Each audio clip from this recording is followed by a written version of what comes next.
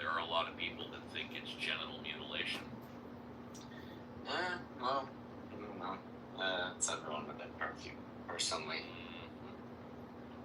Yes, sir. Yes, so sir. It's up to you. I wouldn't recommend it to anybody that's more than 8 years old.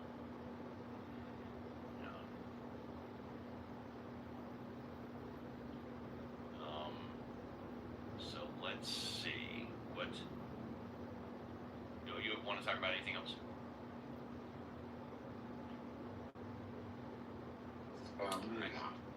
Yeah, I just had a few questions. Do you have any more or no? All right. Think of something, I'll let you know. All right. Speaking of Judaism.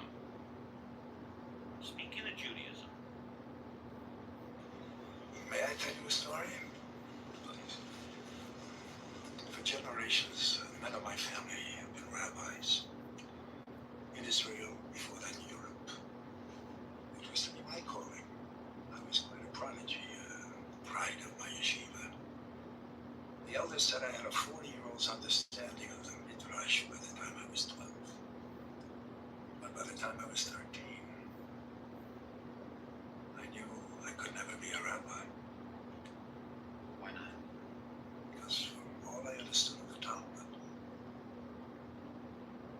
Yeah, we'll get back to that. Sorry, Alma, didn't see you down there until I put the clip on. Hi, Alma. No, they just returned.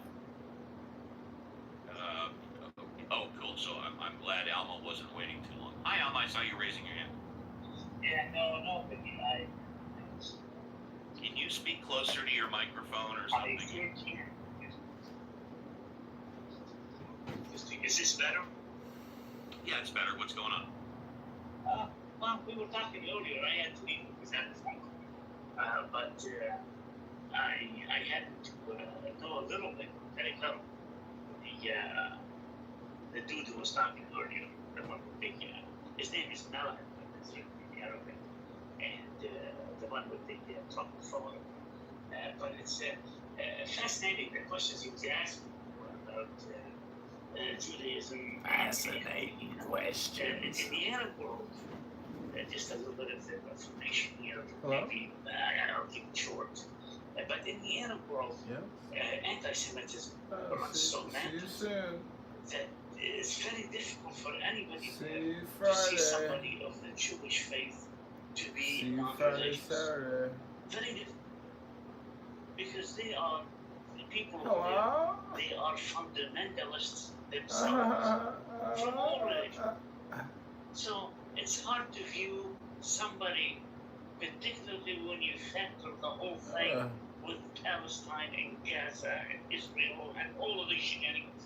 You add all those into the mix, and you end up with a very inaccurate perception of the Jewish people and the Jewish faith among people in the Middle East in particular, and people of the Islamic faith, people of the Middle East in general, and people of the Islamic faith in particular.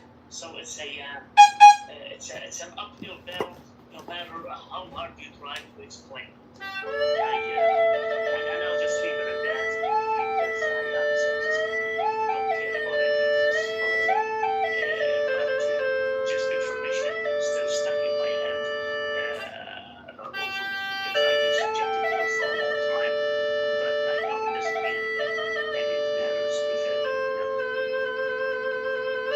I appreciate that. Thank you. Yeah, I've experienced anti-Semitism all my life.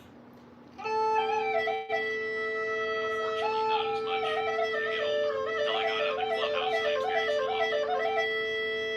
I've also learned more about Christianity and the Muslim religion. The past 5 years I've been on Clubhouse than my entire life before Clubhouse. Live and learn. I agree. That's what it comes to. Well, I like to tell stories. I use my real picture. Well, it's about 10 to 15% AI. There's 20% AI. It's my real picture.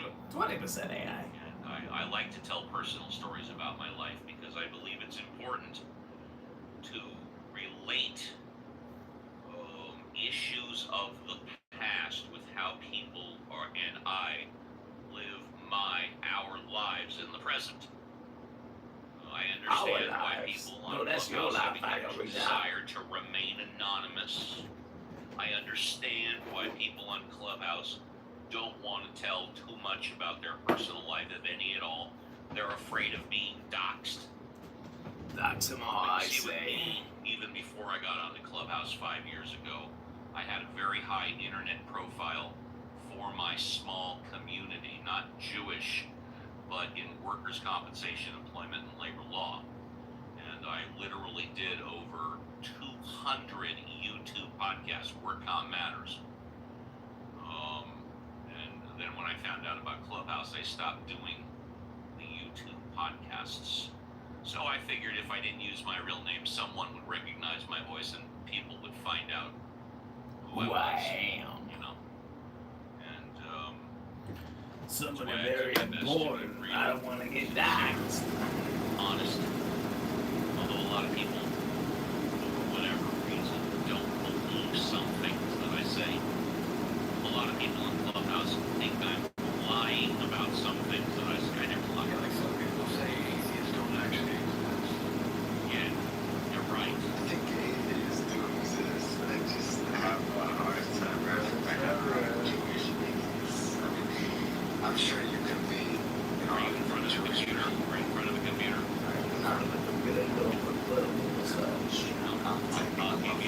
I'll give you a statistic. I mentioned it before. I'll say it again. There are twice as many Jewish atheists, percentage-wise, as there are Christian atheists, Muslim atheists. All religions have a small atheist community. It's probably about 8 to 10%. Jews have an atheist community of 15 to 20%. wow. So most Jews in Israel are atheists as well. I don't. You know, most religious people are not atheists. Most people that are religious are atheists. The number is about 8 to 10% that are. That means that 90% believe in God. In the Jewish religion, it's about 15 to 20% that are atheists. That 80 to 85%. And I would think probably 99% of Israeli atheists believe in God. I think the number's probably 95 to 99%. Maybe 100%, I don't know. 95% of Israeli atheists. I said 90. There's a lock up in this motherfucker.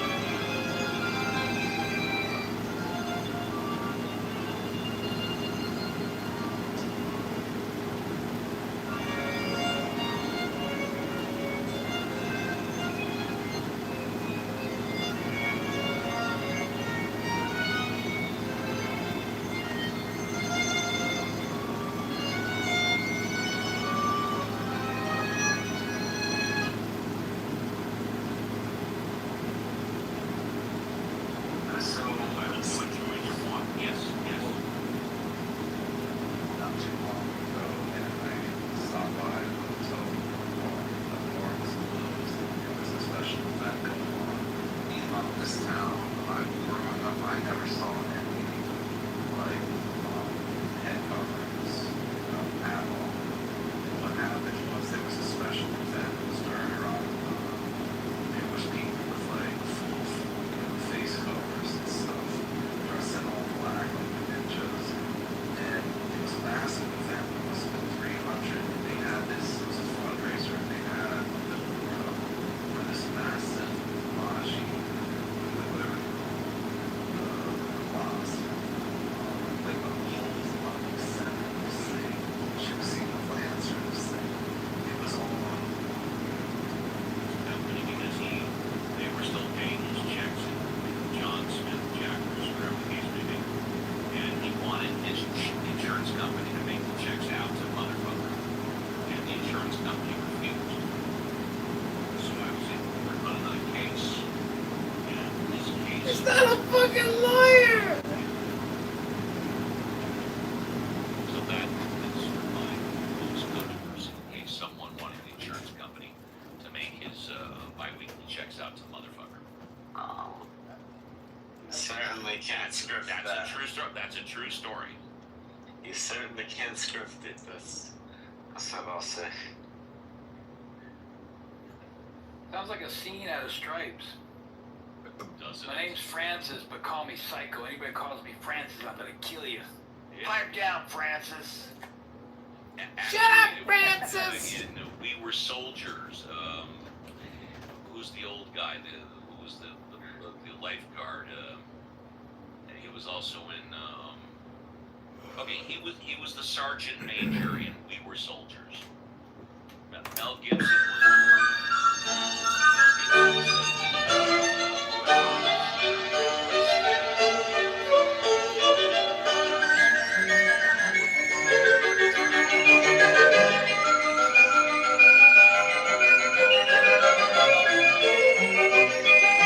I'm just curious, who reached out to him even with Iran to meet at Iran? Well, isn't he, well, Shia as well? I've heard he's that particular group sect of Shia Islam is actually what he practices, so the Khomeini would have a special place for him. If that's true. They would cut and run. There are ways of asking questions that allow you to quote unquote observe. You don't want to say, so why did you have this baby, right? You want to say, tell me the whole story. You know, put me on your shoulder like I'm a video camera. Take me with you Hello? that experience so I can Hello? observe with you. Why is Ban always saying at least Mises 420 lounge is for the low IQ people? No, he's still right on that platform saying that and people are actually believe, and same with like free buses and this, that, and the other. It's like, marketing. it's the same thing that the IRGC ran on, like, we're gonna do free buses. Yeah, that didn't happen. And women have to wear these black bags that just are so fucking ugly and hot. Like, that is my biggest complaint about Islam, is like any religion that like if you go to a mosque or something, you have to have your head covered, dress modesty. And I'm like, okay, I don't dress unmodestly necessarily, but also I'm not going to wear a goddamn fucking burqa. Like, I would have thought you would have thought the worst thing would have been maybe the sex slavery over the head oh cover. yeah, well no, okay, well yeah, I'm talking about just like as a visitor, but no, as like part of a religion, yeah, the sex slavery, the underage marriages, the tribalism, the inability to get along with other people who think differently, even like the same religion. Oh yeah, there's a ton of things that. But no, what I just wanted to say with this is that like he can't do this, and you know he was saying this. He knows he can't do this, but he was saying he could even while running, and people didn't even bother to like even Google search if like a mayor could do that, which is an absolute no. No mayor can. But that's all politics and political grants. No. I know, but he's not American born. He's foreign born, naturalized, but technically, if he goes too far, he may be deported. Oh, right? definitely. I think he already has crossed the line enough to be deported. I think that would be fucking hilarious. Oh, it looks like we Mayor of New York to be Donnie's deported. speechwriters in the room. Buttercup, word for word. Oh my god, now you docs. For verbatim, it sounded exactly like Buttercup up there when I You closed my docs. eyes. Rafi, stop him. Everyone's gonna know my job. Oh my god, this thing with David is rubbing off on everyone. It's funny. I was in the other room and he was in there and everyone is like, docs. And I'm just like, oh my god. There's gonna be like some quotes, like popular Clubhouse quotes. Docs. Oh my god, people. Hi Grace, how's it going? Good, how are you, Buttercup? Nice to see you. Nice to see you. Rafi, how long has Rafi been in here? Rafi, have you slept today? I don't know, Rafi, did you get some sleep last night? I don't think so. I was up with Rafi. Oh yeah. I was trying to think, because I was up and I fell asleep. Like I'm one of those people that listens to the spaces, like a nice space that people are not yelling at me when I'm asleep and me to sleep, like a background noise kind of thing.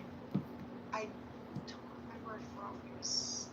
I think he might have still been up. Rafi has been up for hours. I can assure you I was with him.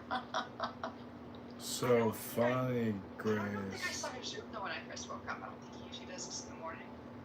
Oh wait, no, I think I actually. Oh no, you know what? You may be right. I think I did see him pop into a different room.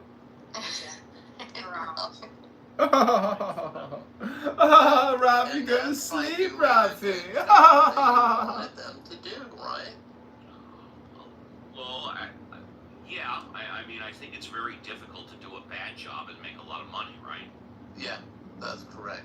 So the choice is either they kiss your ass and worship you Yeah. versus just doing a good job like you laid out for The them. answer is do a good job. Well, the answer is whatever makes the most amount of money, legally and legitimately. Yeah, I mean, which yeah, is if kissing which my is ass doing a means good that job. if kissing my ass means they're going to make the company twice as much money, then I want them to kiss my ass. Well, it depends on what kind of business you're running. If Right, it's, exactly. if it's like James. if it's a sex, friends only kind of fans only thing, then yeah, the more ass kissing going on screen, the more people. Yeah, hell yeah. You know, I was in a room yesterday. It was Pro's room, and the topic came up of inequality of women and men in employment and Oh my how God. women are discriminated against and stuff like that. Blah blah blah blah blah blah blah blah.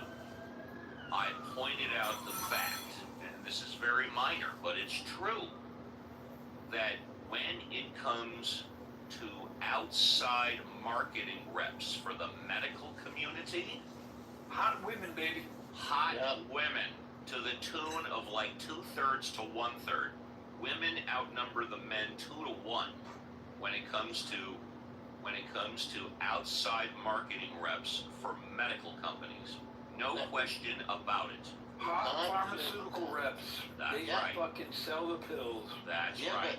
but not just that. I made wine commercially for 24 years, and at the Whole Foods market, the men were the wine buyers for the Whole Foods, but the women were the ones that were hot women, were the ones that were selling wine to the wine buyers. So I agree with what you're saying. It's very true. And they were all really hot-looking women who were the ones that were selling the wine to the male wine buyers. And then the male wine buyers were selling the wine in Whole Foods to women that were shopping there. Let me give you another stat that a lot of people are not aware of. Now, we know, it's been documented, that over a period of time, like when you go into 10 years, 15 years, 20 years of career, men doing the exact same job as women, men make more money. There's no question about it. It's documented, it's factual. Yeah. There are a whole slew of reasons, but, you know, when you go 5, 10 years in, and then you go 15, 20, 25, 30, men make more money than women for doing the same job. I'm not saying it's fair, I'm not saying it's right, I'm not saying it's wrong, it's just a fact. However, what most people don't know is when it comes to your first job out of college, or out of high school, I'm going to say out of college, when it comes to your first job out of college, women make more money than men. And I want to say like about 58 to 40, no, that's wrong. 15, what would it be? 58 to 42. Women make more money out of school. A lot of days, a lot of people don't know or forget that. Now, as to why, what, when, good, bad, right or wrong, we're going to have to dig into it. I believe it's true. But I don't, that doesn't really make all, because it seems to me that employers would be much more tolerant of young, straight out of school women making mistakes than the men. When I got out of school, I had a degree in electrical engineering and worked with tracking or radar systems. I was told in no uncertain terms, don't you fucking touch anything in the lab, don't go pushing buttons or doing anything. So, yeah, I think you're correct. So, here's my other question.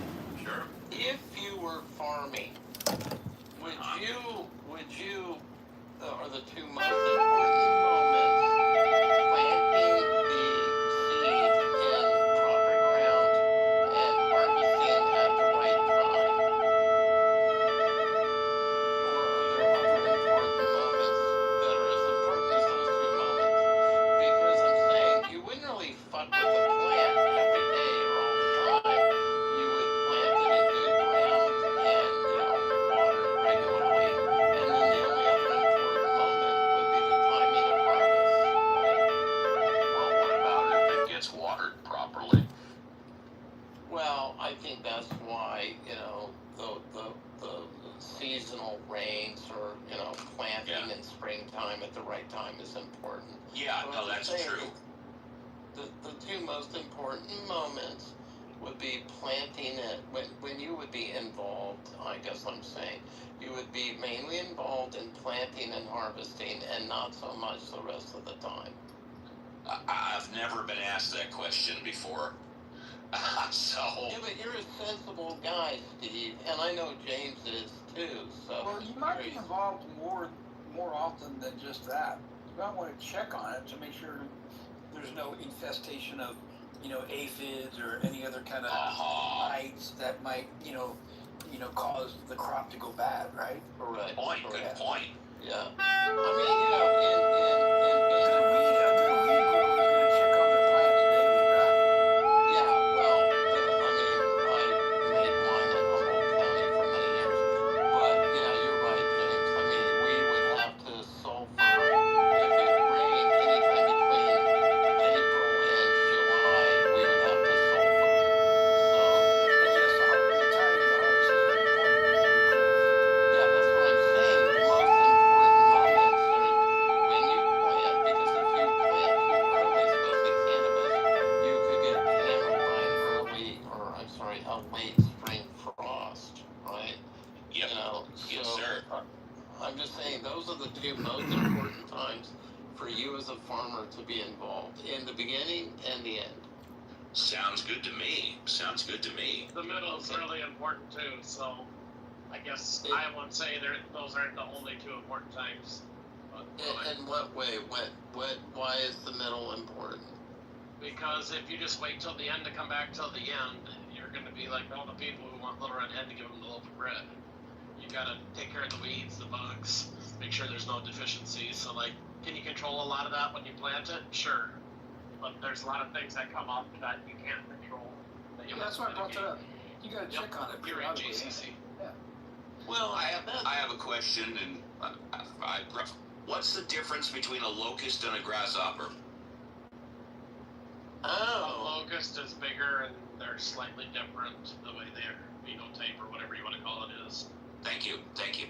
Past of disresembling him. And that kind of fits into the network. I kind of like have this story that for me, maybe not for you yet, for me makes the idea of God plausibly raising or vindicating someone who comes with basically the same exact message, not a crazy thing. And I kind of told that story about how raising Jesus, preserving Jesus when he's dead, bringing him back, fits into the very message that he was preaching, because he was telling people the same thing. If you follow God, if you be a God resembler, God's going to preserve you too. And that's the whole point. If there's the more of us that God preserves, the more the world's going to be resembling his image. And that's what basically heaven is it's a bunch of God resembling people doing things. Is my story. So it's that's why I don't think it's implausible that God would raise Jesus. Yeah, of course, getting into that, I mean, there's, Girl, you don't look like that, Cindy. Stop lying. You don't have a figure like that anymore. Maybe 20 years ago. Possibly make You're lying. So, in particular, your normative view about good being God resemblance. You ain't got it anymore. Don't lie. It's catfish. Catfish photo. Catfish. Man, like Jacob. Maybe you could make the case that or maybe you can show that it's not implausible to God do something like that. Well, good luck finding him. Without that sort of assumption. He's gonna have some low standards. That we could focus on, like. Well, I would just talk about. Jacob could be your guy. So I would just use the word good flat. I like resemblance for sure. I have a reductive philosophy that doesn't have to be good is sort of what good ends up being. Gobble gobble. But good is not Gobble some extra gobble. thing. It's really just resemblance to God is all it is.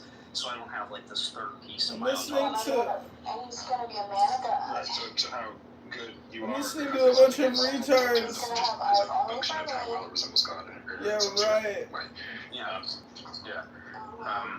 What are you gonna do? Take the eyes out of his fucking head? Again, not something that I can imagine myself accepting, but whatever. Yeah, the idea would be, yes, you said maybe I could preserve without it. Well, then in that case, I would just ask you, if you believe in God, then to believe in objective good, that it's roughly like what we think it is. Clubhouse is full of and retards. That Lonely, Jesus is bored, good, and that God non-creative, is going to low maximize IQ good, retard not types. maximize his resemblance, Wasting all the maximize time. good. Hopefully you think that's Just read a fucking book. and all the good being exists. Read a book. Go to the gym. This app is fucking retarded. Much less, We do go to the gym. We do read books. No, really. this is not really the context for me to get into my kind of We do. medical views or Do even you? medical views. Yeah, that's why I brought it up, because you don't do it. Some of them would be a little bit different. I do it. Oh, really? What was the but last probably book you not read, substantially. genius? Not close enough to make a lot of this really make sense, but Hello? it's a whole other conversation. Hello? If God exists and God is all good, Yay, then wouldn't God be Cheever's interested here. in expanding that good? Isn't that part of being good? Kitover, are you gonna become mad? So No. I'm actually not even sure. Hey, It's Cheever. so good. To me, that's probably something that's going to be like ill-defined, or even roughly. So, Well, most people's understanding of good, maybe your pre-philosophical view, where maybe it's not as like refined. You probably have some underlying theory that I don't know. Go ahead and tell me, what is your theory of the good? Do you? oh yeah. Well, I'm a sort of pluralist about this. So like, it's tough to explain kind of briefly.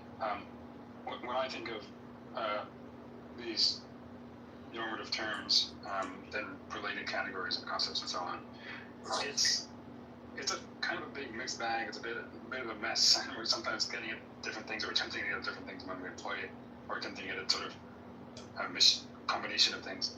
And if you ask me, like, oh, am I a realist or a subjectivist or some sort of other sort of anti-realist? It's like, well, not neatly into any of them. Right? Okay, Sometimes. I have an idea. So I have an idea for you that'll help. Earlier you said you would grant for the sake of argument that God exists for this argument. So let's go ahead and grant it. Frankly, it's not just the Christian conception.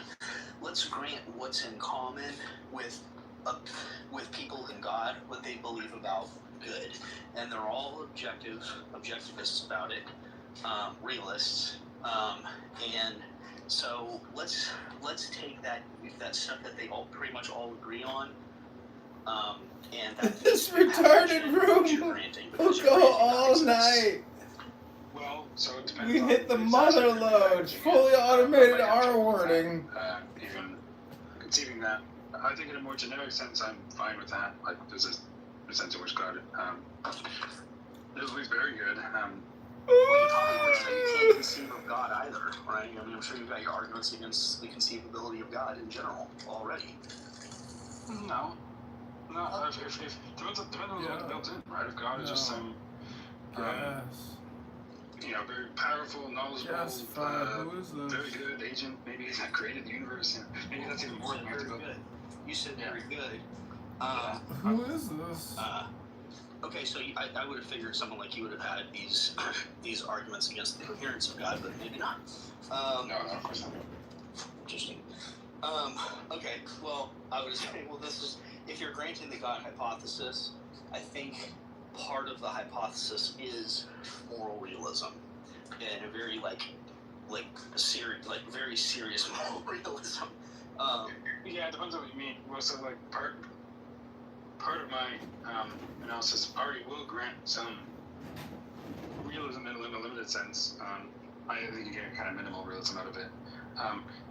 In this case, you might get a little bit more, because I think to some degree, some people actually are getting at facts about God or God's commands when they engage in moral or more generally normal thought and talk. And so that's the sense in which I said my view about normativity would likely change. Right now, regarding those sorts of things, I'm more like an error theorist, and then I would become a sort of genetic lineage from their father. Things like father or whatever. Females do not carry on the father's encoding. Yeah. So if my great grandmother was Jewish, but say my mother, she wasn't raised that way, or like my mom was adopted out or something like that, I would not be Jewish, right? My mom was adopted by non-Jews, but her mom was Jewish, let's say. No, you would still be Jewish. Okay, what if it was my grandfather? Then you wouldn't. Oh wait, I see where I went wrong. So the son gets the mitochondrial, but he cannot pass it on because he is a male. So it has to be passed through the daughters only, even though he gets it. Yeah. Holy shit! This is why I when I took a genetics class, I couldn't stand it. I mean, this gets really. Yeah, I opted out. I did biology, but not genetics. It's tricky, but it's kind of cool that, like, for me, I did like really deep DNA tests, the fancy kind, and I could look back on both my mother and my father's side really deep. I told Addy to go talk to you because his claim of him being 92% Levantine. Yeah. Isn't he Iraqi? Yeah, Iraqi, Yemeni, Moroccan, and Irani. So I told him that go talk to a real person that actually has 95%, so you could compare and know where you went wrong. I mean, it's not impossible that he has that much genetic, genetics. That would be highly unlikely. It's not impossible, though, but it is yeah. Because a lot of Iraqis, because you have to consider a lot of Iraqis have the same thing. Yeah, no, but he's saying Levantine. Levantine. 92%. Yeah, a lot of Iraqis have Levantine. But his grandparents on both sides were from Morocco, Yemen, Iran, and Iraq. So Yemen, yeah. I mean, it's possible that these are just Jews who moved there from the Levant or from the area. That's not like No, they were born there. I asked them this. No, I know they were born there, but like their parents had migrated there. At some point, he said. Or their grandparents. No, all of them? No, I know. No, for 92%, Benny Adam, that's a high, even in Palestinian society. Look at Shape. You wouldn't necessarily find more than 50%. Look at Shape's PTR. Well, it depends. It depends on the religion. 95% Northern Levant. Shape is the highest I know, like literally. I have not met anyone. I'm the real McCoy. And you could, and he could trace his. Yeah, he could trace his really easily. All the way back to Syria. Yeah, you're right. That's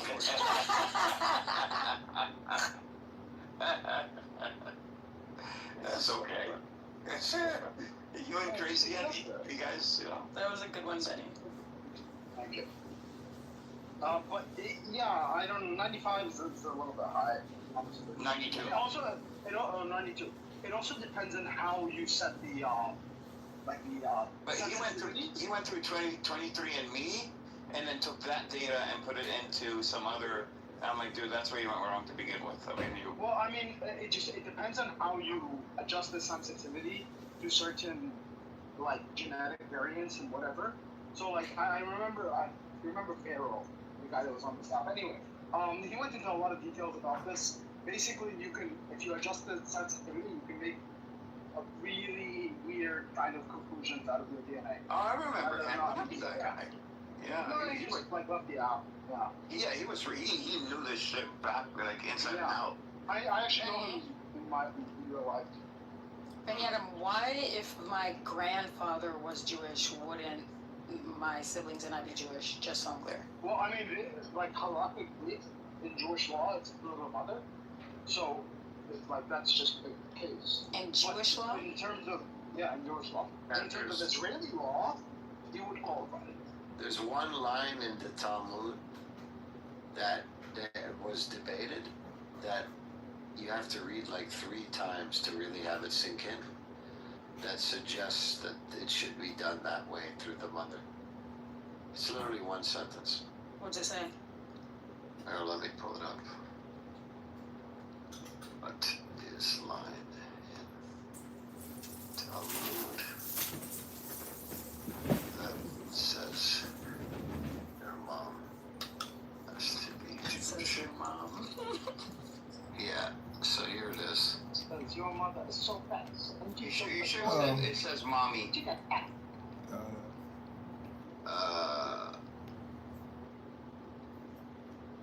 I knew you would like that. What the hell? Is it the Talmud or the Torah? Torah. No, it's from the Talmud, not Torah. Can you ask if? Oh wait, hold on. If it's from the Torah, it's the story of the return from exile. Yeah. No, from Babylon. And when they came back from Babylon, there's something about marrying women or something like that. I remember a Jew trying to use that justification. It's not solid. It's not very good. My thing is hallucinating, so I have to do a new chat session. So Judaism is not an ethnic group. Okay. It's in Kiddushin 6b. You shall not intermarry them, for he will turn your son away from me. The Talmud interprets this as your son from an Israelite Jewish woman is called your son, but your son from a non-Jewish woman is not called your son, but rather her son. You see how subtle that is? Wow. You put that in Chat GPT?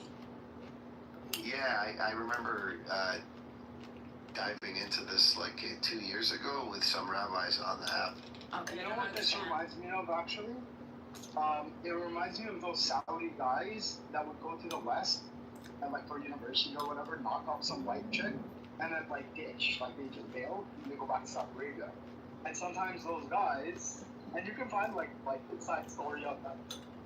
They try to reach out to their fathers. They're cutting out, Benny. Oh, sorry. And they try to reach out to their fathers in Saudi Arabia, like 20 years later or something. And the people in Saudi, though, like they don't want to acknowledge them as their children. You know, so they're just like, yeah, I'll just. No, I actually don't understand. Can you just read it one more time? I'm sorry, Shay. Just read it one more time. I'll read it one more time. There was a missing sentence. This is Deuteronomy. This is another one. Deuteronomy. You shall not intermarry with them. Do not give your daughter to his son, or take his daughter for your son, for he will turn your son away from me. Now the rabbis ask, who is your son referring to? They reason as follows. Case 1. Your daughter marries a non-Jewish man. Jewish father, Jewish daughter, non-Jewish husband, child. The verse says the non-Jewish husband will turn your son away. The rabbis conclude the child of your Jewish daughter is still called your son, meaning a member of Israel.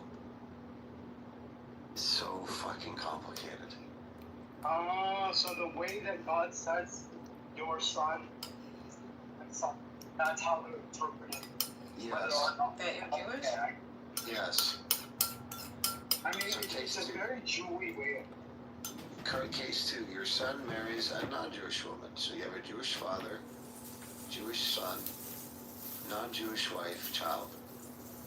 The verse does not call that child your son. The Talmud states, your son from an Israelite woman is called your son, but your son from a non-Jewish woman is not called your son, but her son. Her son. Okay. Now, also, this is, by the way, debated. This interpretation is not explicit in the plain wording of the Torah. Many scholars note that the literal reading of Deuteronomy 7:3-4 could be simply warning against intermarriage because it leads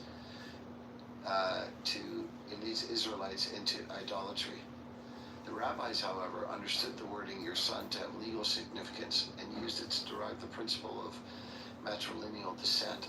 This interpretation became the basis of traditional Jewish law and has been accepted by Orthodox and conservative Judaism for many centuries. So the key point is that the rule comes from the rabbi's interpretation of the verse, not from a verse that explicitly says Jewish identity follows the mother. That distinction is an understanding how the doctrine is developed. So what have we concluded here? Even the actual religious text is murky in terms of how you maintain your Jewish status. It can be debated. It changed over time, and it conflicts with the state's definition of how you get citizenship. There are few things in the world that I find more complicated than this ethno-religion, how you inherit it, and the caveats and gotchas that you can get along the way. It is one of the most complicated concepts I've ever seen. I mean, it's intentionally crafted. If you want a true ethno-religion, look, a true ethno-religion is the Druze, for example. That is an ethno-religion. You cannot convert into it. You have to be born into it. If you're born into it and you abandon it, you're no longer part of it. Are the people the same, ethnically? Yes. They are only from Palestine, Lebanon, and Syria, which used to be one place. They have the same culture, same people, within the same area. They're all in the mountains around the dry point where those three countries meet. So, yes, they are one ethnicity, they are one group. They started, literally like a pact, and you cannot join it. Your thing is cutting out, Bernardo. So it seems like there are two vehicles. So you can't join this letter. Yeah. So you can't join the religion. You can't convert into it. And if you're born into it and you abandon it, your kids are no longer part of it. Okay, so you are taken out of the fold. Yes, that's an actual ethno-religion. Yeah, it seems like there are two vehicles, which this is pretty insidious, but there are two vehicles with which you can use in order to claim or substantiate Jewish identity. So One's actually a legal, third. the other is the one is one is legal, and then the other is based on Judaism, so religion. But there's no third. There's a third. Yes, there is. There's one vehicle that grants you citizenship. There's one vehicle that's based on your maternal line that's invoked through the rabbinical law. And there is another vehicle that gives you where you become a part of the tribe that's invoked through rabbinic law that's not from your maternal line. In other words, the black rabbi scenario. You could but also that's still through halacha. So that's through the rabbinic thinking. Now, for that one, the state also accepts you. The state does, and rabbinic law does? Yeah, for converts. Yeah. What the hell? This is insane. So I'll give you a scenario. Someone like, I don't know, let me take something kind of extreme. Someone from New Zealand that converts to Judaism could get citizenship in Israel, while a Palestinian that lost their home in 1940, that's lived there for their whole life, could not. In other words, Israel is one of the few places in the world that gives greater rights to non-citizens than its own citizens. Now you may say, well, what do you mean its own citizens? How? Well, let's suppose you're an Arab Israeli, right? And your family is no longer in Israel, and you want to bring them back to you to live with you. You don't have a path to citizenship.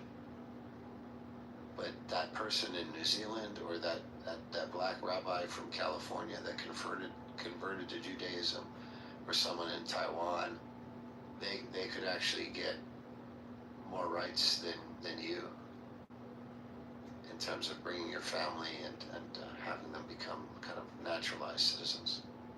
So it's a very, very unique thing. Backwards? What the you can convert? Yo, do you guys understand how retarded that is? Now, the interesting thing is, when you get into this, you need these special interpretations to make it all hang together. So what they will tell you is that Black Rabbi, and it gets more interesting. Black Rabbi is Jewish. Yeah, he's actually also ethnically Jewish, by virtue of when he converts, something special happens to his soul, and it was at the mountain with Moses. Okay, guys. This just happened for him, or this is part of the conversion? No, this is every convert. Every convert. Yeah. What they consider is, if you converted to Judaism, that means you were always a Jew on the inside. You just found, yourself. It's actually so they do have some rabbis, and this is a more of a modern thing. It wasn't in classical Judaism, not even rabbinic, but they believe in reincarnation. So they believe that for specific sins, you will reincarnate in specific ways. So this is a new construct. This is not something that has been it's not common. This is not traditional. This is definitely in the last, I think, 500 years. So what's traditional then? Well, traditionally they didn't have this concept, but now they do. Is that they have this reincarnation of depending on what sin you did, you will reincarnate as a certain thing. And if the sin was light enough, you might reincarnate as just a regular man. In which case, your duty, your job, is to rediscover your Judaism. That's what you're talking about. Now I should. Yeah, that's how you come back, basically. I should put a public service announcement or disclaimer. You find complicated concepts in other areas in all religions. this just happens to be a super complicated concept when it comes to like belonging to a religion. Oh, wait. But it's What about Christianity? Go ahead. yeah, well, Christianity, when you take the Holy Communion, you're actually eating the flesh of Christ. Also, 3 persons, 1 being makes no sense. Oh yeah, the wafer. Okay, Yeah, no, but I'm talking about belonging to the group in terms of. You got Calvinism. Calvinism, like some Christians believe in salvation by. That's not Christianity, though. No, Calvinism is Christianity. Yeah. It's a branch. I think it's deeply heretical. I think it's deeply heretical. All I'm trying to say is so that we're not accused of being anti-Semitic. No. By the way, do you know what country has a similar religious basis for their immigration policy? Armenia. Armenia? Yeah, I heard about that. Armenia is the only other country in the world that if you convert specifically to Armenian Orthodoxy, Apostolic Orthodoxy, you can immigrate and get citizenship in Armenia. Really? On that basis, yeah. They're nothing. And by the way, the Armenians they're very similar to Jewish people. Like as in racist? Well, yeah, I mean, everybody in there is racist. No, I'm saying that like the way that they behaved in the Ottoman Empire in the last 400 years in the Middle East, they were very similar to like both merchant communities. They're both like minority communities that like served similar purposes and often competed with each other in the Ottoman Empire. And that's why there was always a rivalry between the Armenians. But in terms of their ethno-religious like thing, they're actually quite similar. Okay, but just to be clear, so you guys are saying that in terms of the identity, the complexities in religious identity in Judaism, you're saying the same exists in Christianity? I'm saying the Armenians specifically get very ethnocentric about their religiosity. But I'm talking about Christianity. No. Christianity in essence doesn't have any of this stuff, right? But there have been Christian offshoots or Christian sects. That's different. That have. No, but this is what we're doing now. So like, what we're looking at right now is just the dominant sect in Judaism. Not all Jews were like this 2,000 years ago. And until now, they're still a Harite Jewish community, which rejects the Talmud altogether. So not all Jews have always been like this. You're looking at the victorious community, right? But if you look at how Sadducees and Essenes and whatever practiced, they were very different. They didn't even accept the prophets and the writings. They only looked at the first 5 books of the book. Hey, the point I'm trying to make is, in general, there are nooks and nuances of religions that are very complicated and contradictory. So that the idea of being complicated or hard to understand is not unique to Judaism. It's just in other topics, like the Trinity doesn't make any sense. Right? Alright, let's believe it. I think the Trinity makes sense. It makes sense to me as well, not too much of Christianity, just focus. Just trying to be fair so I'm not accused of being anti-Semitic. No, we all know you're Christophobic. Who is? Shapeshifter. I'm sorry, did you say he's Orthodox? Yeah, he claims to be. Wow. Did someone say my name? No. No. Hold on, Shade. How are you calling yourself Orthodox while not believing the Orthodox faith? Isn't that kind of like a Jew calling himself a Jew while not believing in Judaism? Look, So it's a yes. So that's a yes. Okay. As long as we've established it. I'm gonna say one thing. There's not a better dude, in my opinion, that walked this earth than my main man, JC. He's a good dude, way ahead of his time. Way ahead of his time. Period. And I think he's a special guy. So I think we get it. Like, in the way that Shapeshifter identifies as a Orthodox Christian, Jews identify as Jews. It's not the Like, same actually, thing, Benny Adam. No, second, no. No, it's the same Have you considered looking into using the term anti-Jew instead of anti-Semitic? Because you people are Semitic, you, Benny, and Yeah, we talked about this. Yes. Yeah, I know. Have you considered? My response hasn't changed from about 5 hours ago. But What was your response? I'm so comfortable in my Semiticness that I don't need other people or different labels to change. No, not other people. The word Semitic, it literally means Arabs and the people that speak the Semitic language. So it's not it doesn't just apply to the Jews. It's been hijacked and stolen by the Jews. That's I don't mind. Let them steal it. Yeah, I don't mind. You guys don't think it's important to I mean, the land was stolen. No, the land was stolen. You want them to steal the term as well. I don't mind. But no, here's the thing. Whenever I want to just check how Semitic I am, I just go log into Clubhouse, PTR, I look, I'm like 95%, then I go back to bed, and then I'm good. I know, but verbiage I matters. thought you were going to say something else. Do I say anything? I don't know. I think in terms of identity, I think it's important to insulate or preserve something because that's how identities are either taken or co-opted or bastardized or otherwise you're at the mercy of anybody who wants to do anything with it. I think it's a compliment. Altogether is like it's a Western term. It's a compliment. I'm like, oh, other people want to be Semitic too. That's cool. But are they Semitic? I don't mind. I don't mind if Also, it's okay. It's okay for a black rabbi to use the word Semitic. That's one. Look, if you want That's crazy. I think I'm very comfortable in my Semiticness. And if someone else wants to be called Semitic too, when they're maybe not, that's fine. It's like cool. Yeah, I agree.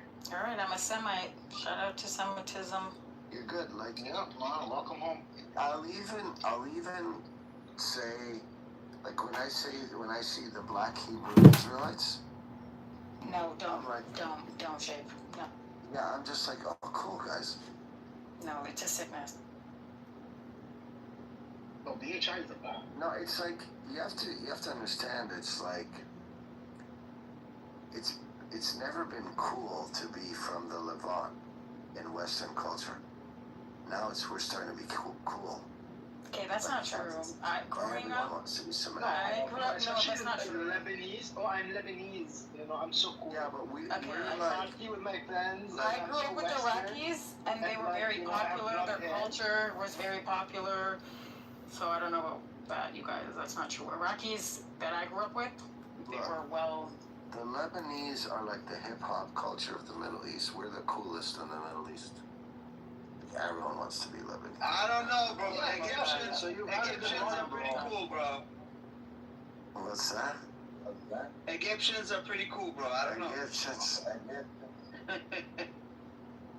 Well, I mean, yeah. Anyway, so let's get back to the conversation. We cracked the code on the Jews, how they have this whole melding of like the ethnicity and the religion. Yeah, but see, if you say that, Shape is going to say the same thing. You can say the same thing about Christianity, so. Well, that's what I'm saying. That Shape is the perfect example, right? He's a self-proclaimed Orthodox Christian that does not believe in Orthodox Christianity. Oh my God. But no, he does. No, he doesn't. He doesn't believe Jesus. He questions a lot of the things in the Bible. How are you telling him what he believes, though? No, he said this. That's what he believes. Like, that's yeah. He said it. Okay, let me explain, right? So, I'm OG. Benny Adam converted. So sometimes when people convert, they try too hard. Do you believe Jesus is God? Do you believe in the Trinity? Overcompensating? Shape, do you believe in the Trinity? No. Do you believe Jesus is God? No. Okay, thank you. Fuck. So that's what I'm saying. Hey, like I'm not exaggerating. Okay, so yes, then all of this applies to every religion then. Great. Shape, you believe that Jesus was a prophet of God, right? Yes. And he was Masoom, yeah? What's the word? Masum. He was infallible. Masum was like. He committed no sins. Yeah. Okay, yeah. So you're a Muslim, bro. Hold on. Oh my gosh. Wait, hold on. Chief, is he unique? We claim shape. Easy Wait, hold on, answer. Chief. Is he the only one that is without sin? Nah. No, I'm asking Shape. That's interesting. I represent my Muslim brother Shape. Yeah, because the Muslims, they believe all the prophets were without sin. That's why they have no problem saying the prophets were without sin. Shape is Muslim. No, I think Jesus was special among them. Because he's the Messiah. He is special amongst them. So then, why don't In you? the sense that he's not in sin, he's the only one that's sinless. That's just what he believes. Yeah, I'm not saying it's right. I'm just saying it's what I believe. You're basically Muslim, bro. That's it. You got to do that, actually. You're a Christian. In between, yeah. You're kind of old. Yeah. What the heck? I prefer the term cringe-lom because it is truly cringe. That's terrible. Go back to Islam. No, you're disrespecting Islamic is better. Don't do that. We don't disrespect your religion. Don't. No, I'm not. It doesn't matter. Hans. Okay. And he's saying, I am only perfect because I don't do my egocentrical will. I do the will of the Father who sent me. And you too can become perfect by doing the same thing. So that's just one. Pursue this path, and like I said, I'm convinced that these human beings are simply wired in such a way that is different than the vast majority. Bigotry and just assholeness, they will it'll rub off on them. And then people who are amongst people who are tolerant and like genuinely nice tend to be that way to me too. And I think for a short while I was like, okay, people who are like far extreme away from my thinking, I was like, okay, let's try to understand. But the thing is that they don't believe, they have no interest in changing. And so they try to like explain their point to me and then try to get me to join them. And I'm just like, yeah, that's the problem. Like I was a little bit interested in this like very different opinion that, I was like, all right, where's this hatred and this really far opinion coming from? All right, let's kind of get this. But after a little while, it's like the opinion doesn't change. And so I'm like, okay, well, I've learned like what the opinion is, and now it's just the same stuff, and it just is. I agree with you. No, it is that way on the right, but then like when it comes to the left, there's this weird thing where what's really weird is generally right-leaning people are more conformist than the left, but I see this when it comes to the left.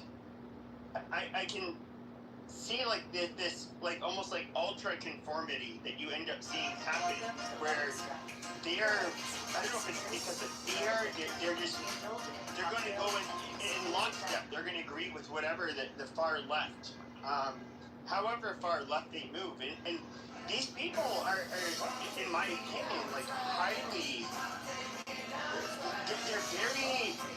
they're very dangerous in a way because they look at violence as just like fighting against a hierarchical structure in which oppresses people, and then so by whatever means and no matter how violent it is, we stop them from doing that. And I just like I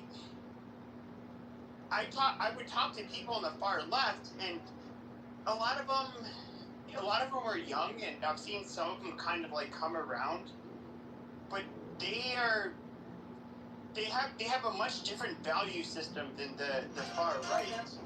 But I see them as being potentially a lot more dangerous just because they have a more palatable message in comparison to other, at least the far right. Yes and no. Yes and no. I was in a room and someone I guess was like, hey, we know you from somewhere, and then they're like, we wait, you're, and I think then it came around to politics or something, and I was like, okay, well, first of all, I'm not like super into it, but you know, I'm independent, so this is kind of just like, I'm not really taking a side here. It's also just, this is not something I want to be. And what I've noticed is like, I've actually become a little bit more, like less traditional lefty since I've been on this app. Just because, Biden was kind of far. I was a far left. I was not interested in the whole a lot of things that went on with that. And then yeah, on this app, the person's like, hey, I'm a Republican, right? And I'm like, well, technically I'm independent, but why do you think that? And they're like, well, because yeah, you're in like a bunch of the Trump rooms with like a bunch of conservatives, and I'm like, oh, okay. Actually, I guess I am. I mean, not that I necessarily agree with them, but I think it's just, it's like there's things that I really don't agree with, but also it's, I don't know. I think the left just kind of just gone really far to where when I first got on, yeah, I was definitely posting things with like very like social awareness, very and that stuff is all well and good, but also, you know, the best thing I can do is kind of pay attention to my own life and, you know, try to do the best I can and not do the negative things. And so I kind of just, I don't know, mellow it out. But I think my politics have changed a bit being on these apps. Like I think for a while I was like the same. And then I've met a lot of really cool people, and they just happen to be a little bit more towards the right, or like more right. And I'm like, wait, but they're really cool. So it's like, I still don't necessarily agree with them politically for a lot of things, but like as people, I really like them. So I'm like, well, it's funny. Someone was like, yeah, you're always in those like Republican rooms and Trump rooms, and I'm like, well, I like the people. Like, they're really cool people. But I'm like, well, it's kind of funny. But yeah, like you don't really always know I've seen some people have a disclaimer like my appearance in this room does not support, or like does not necessarily mean that I support this or something. And I'm like, well, I never put that in my bio because I was always just kind of like, well, you know, it's just, you know, it's usually a listener. But yeah, I have definitely met a lot of really cool people, and they're kind of both. I mean, some of them are kind of far left. There's a couple that are kind of far left. There's a couple that are like, there's a lot in the middle, and there's a couple that are more far right. But I genuinely like them.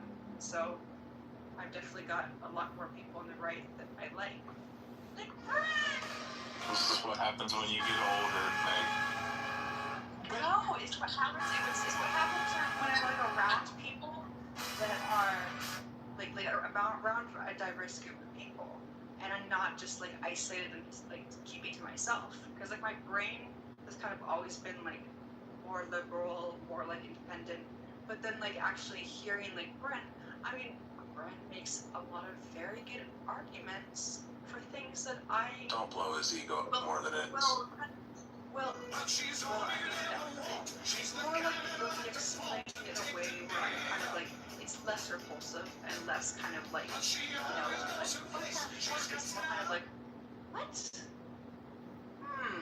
Still don't agree with it, but there isn't that like, what the fuck response. There's kind of like, okay, I get. But you're kind of like me, like the weirdest trip is that like the person I've been friends with since I started doing this shit, like I don't know, 7 years ago, at least the social media stuff, you know, or voice audio, whatever you call it, like on social voice audio. Yeah, on Discord and in here,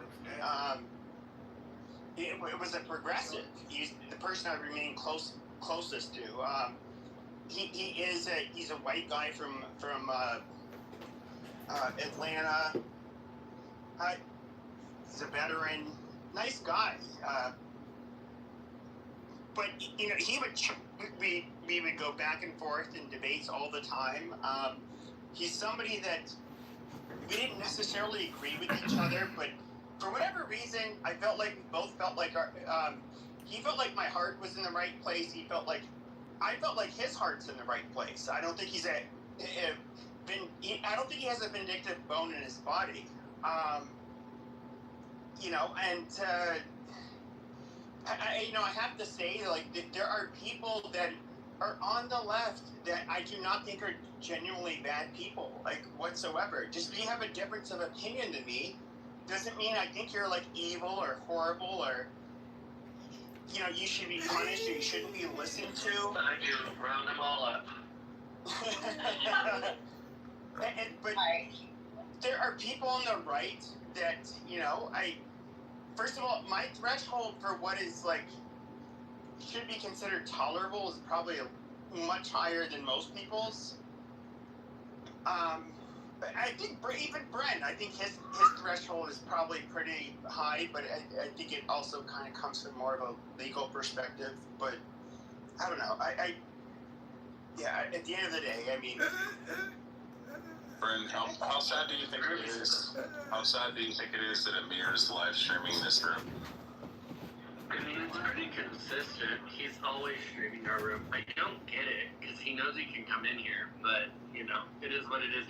He streams the room, Kitover streams the room. Apparently, it's more entertaining than I think it is.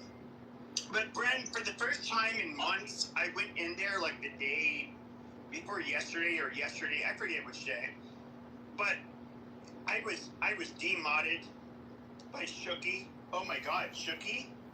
Oh, wow, who would have ever imagined? I guess he's the voice of all Zionists, but... Shut the fuck up, BP. Yeah, shut the fuck up, BP. Oh my God. Oh, He's wow. still learning. You guys are still learning those games.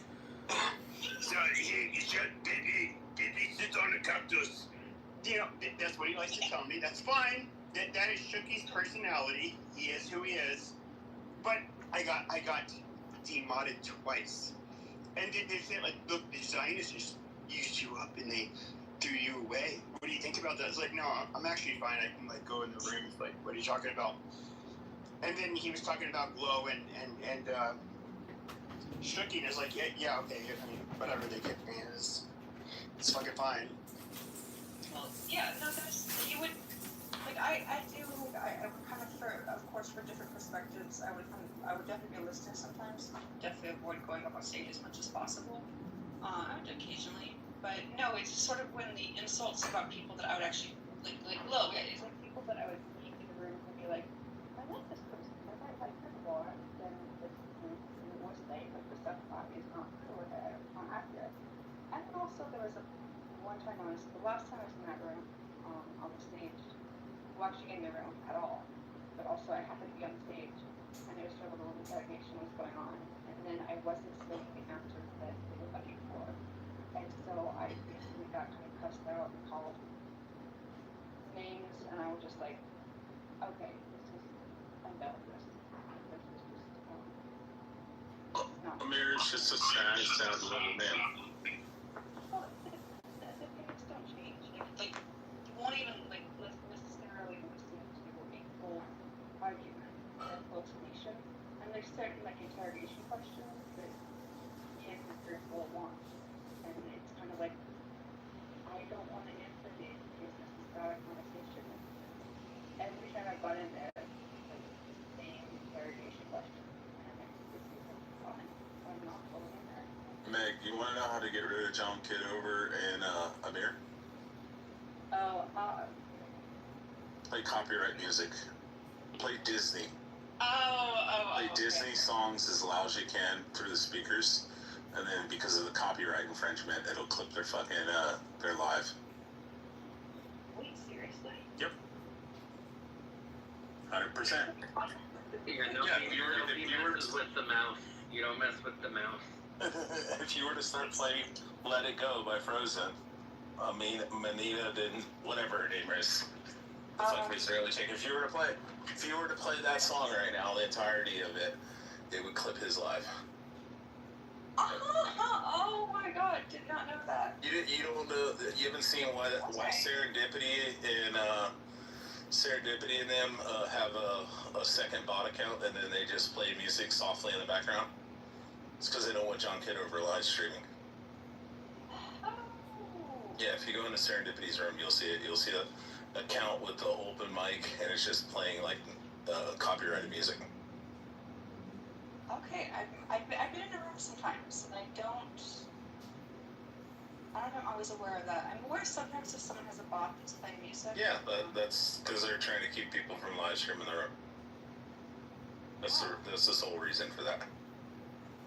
Alright, well, is there any Disney song that anyone wants to Let it go, let it go. Yeah, Disney is really, really hardcore with their copyrighted songs, so they'll just immediately fucking flip anything. I'm just curious, Bren, what do you think about?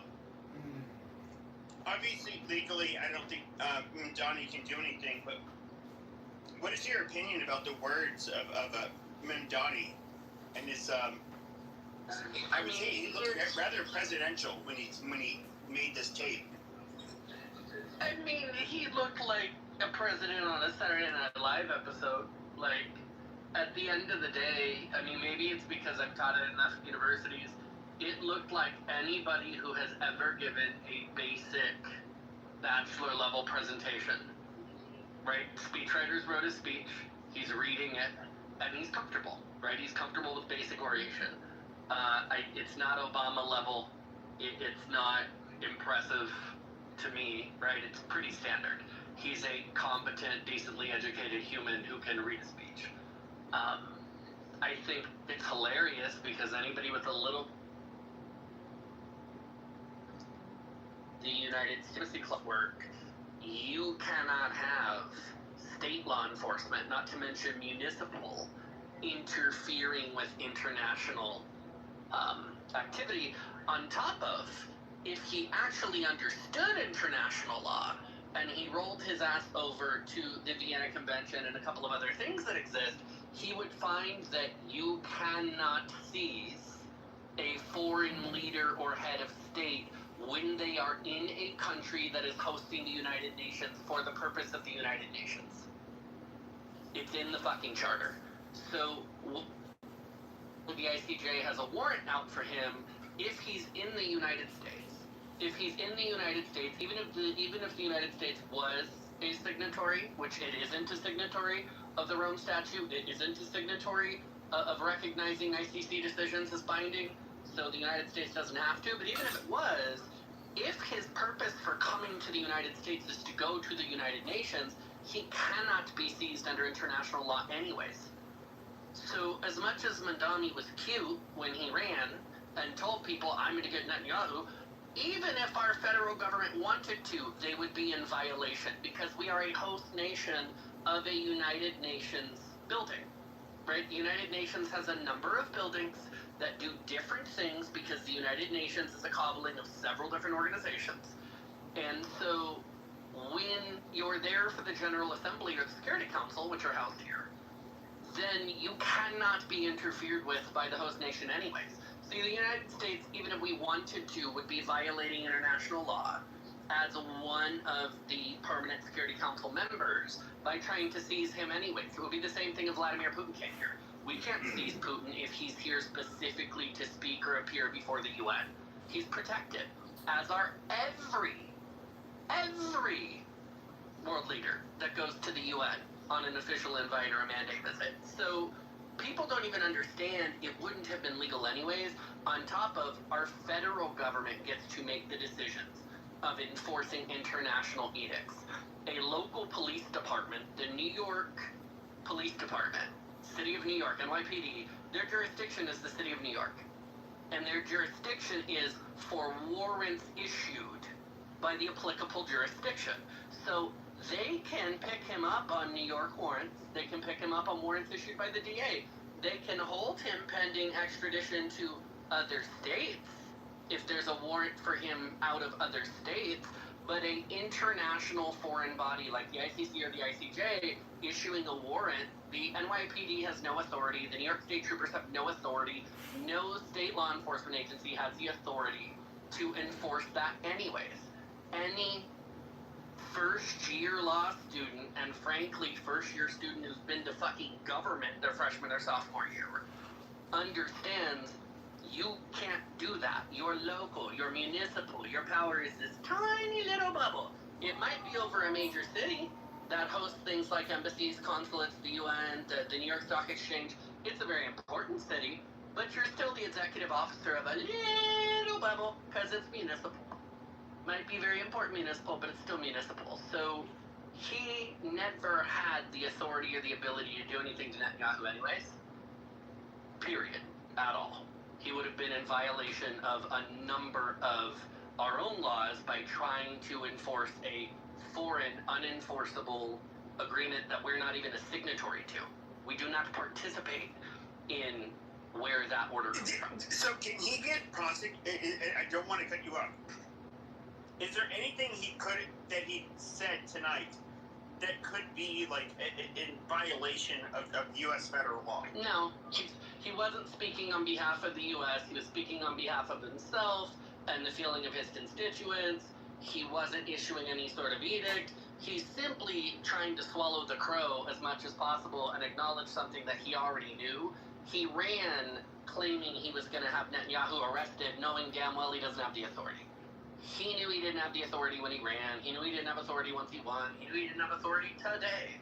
The thing that, well, we had to look, and the attorneys looked at it, the city council looked at it.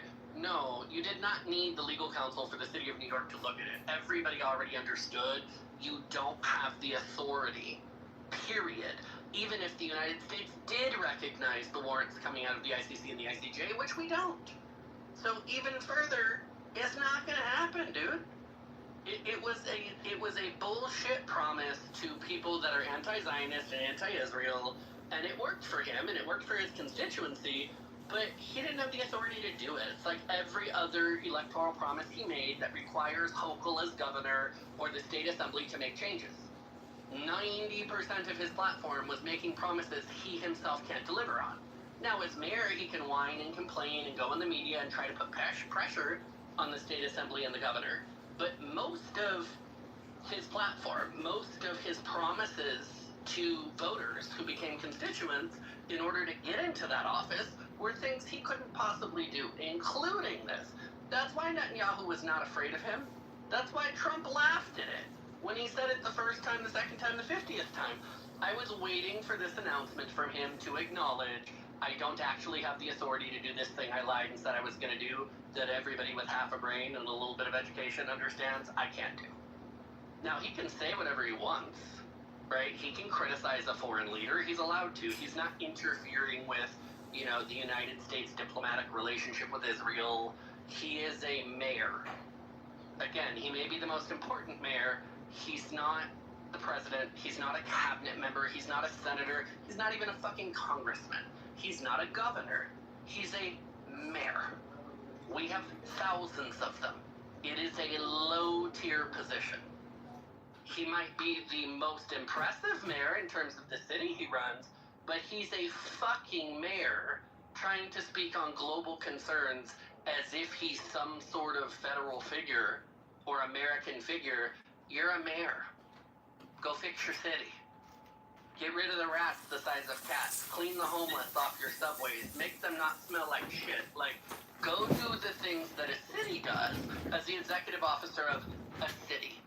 Because the reality is, even as the executive officer of New York City, he doesn't run the consulate. He doesn't run the New York Stock Exchange. He doesn't do any of those things. There's federal oversight over anything federal in that city. Which means if you took a map and you drew circles around all of the shit he has no authority over, it's a significant chunk of his city that he actually has no say in what happens. So, let him do his politicking. Let him go try to be a fantastic orator. Let him be the flag carrier for the socialist and communists in this country. That's fantastic. Let him be the normalized face of, what I think is polite jihad.